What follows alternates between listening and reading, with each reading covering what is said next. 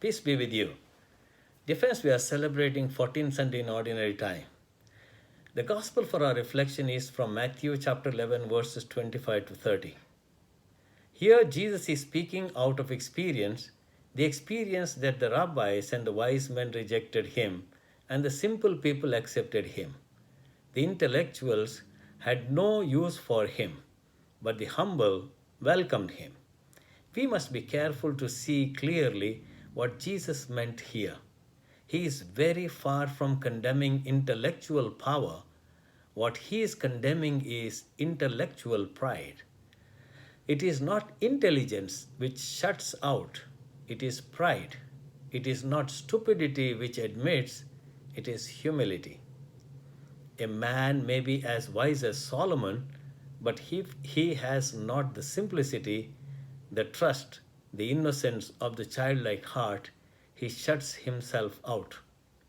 Here we find the greatest claim that Jesus ever made, the claim which is the center of Christian faith, that he alone can reveal God to men. Other men may be sons of God, but he is the Son. John puts this in a different way when he tells us what Jesus said. He who has seen me has seen the Father. What Jesus is saying here is, if you want to see what God is like, if you want to see the mind of God, the heart of God, the nature of God, if you want to see God's whole attitude to men, look at me. It is the Christian conviction that in Jesus Christ alone we see what God is like. It is also the Christian conviction that Jesus can give that knowledge to anyone who is humble enough and trustful enough to receive it. Then Jesus says, "Come to me, all you who are exhausted and weighed down beneath your burdens, and I will give you rest. Take my yoke upon you and learn from me, for I am gentle and lowly in heart, and you will find rest for your souls. For my yoke is easy and my burden is light." What does he mean here? Jesus spoke to men who were desperately trying to find God and desperately trying to be good, who were finding the tasks impossible and who were driven to weariness and to despair in their life. But Jesus encourages them. He says, "Come unto me, all you who are exhausted." His invitation is to those who are exhausted with the search for the truth.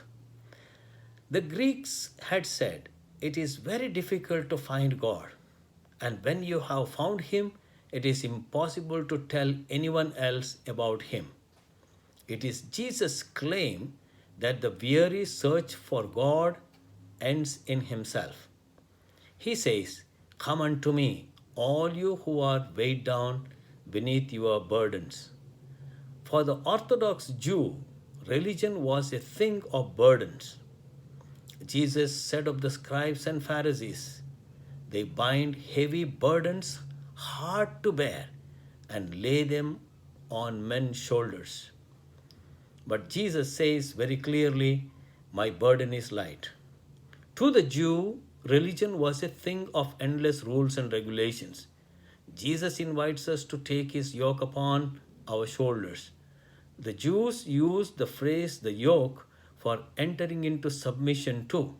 They spoke of the yoke of the law, the yoke of the commandments, the yoke of the kingdom, the yoke of God. But it may be that Jesus took the words of his invitation from something much nearer home than that. Let us now analyze a bit. He says, "My yoke is easy." The word easy in Greek language is krestos, which can mean well-fitting.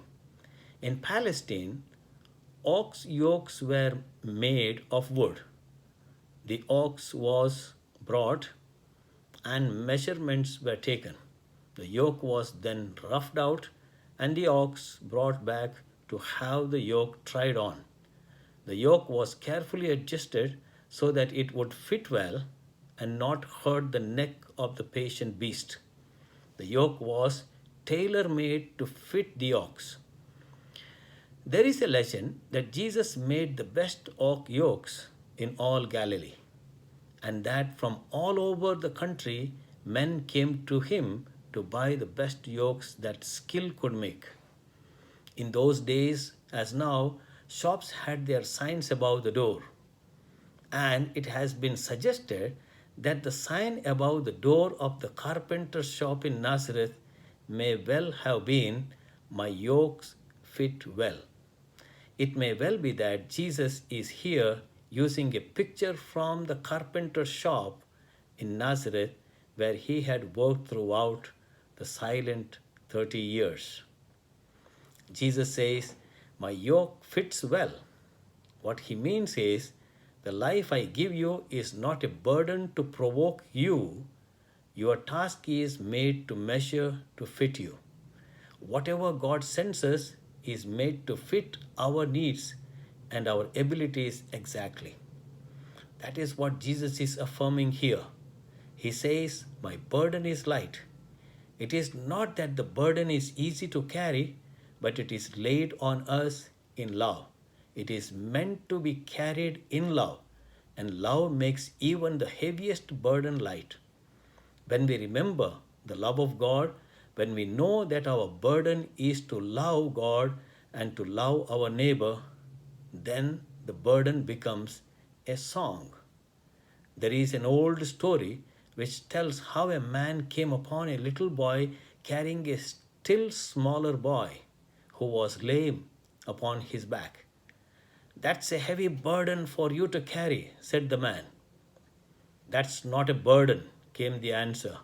"He is my brother." The burden which is given in love and carried in love is always light. That is what Jesus is promising us today. In this gospel, he gives us a very clear indication to our life. He makes our burden light, easy, and full of love. This is the good news we need to experience today and always. God bless you.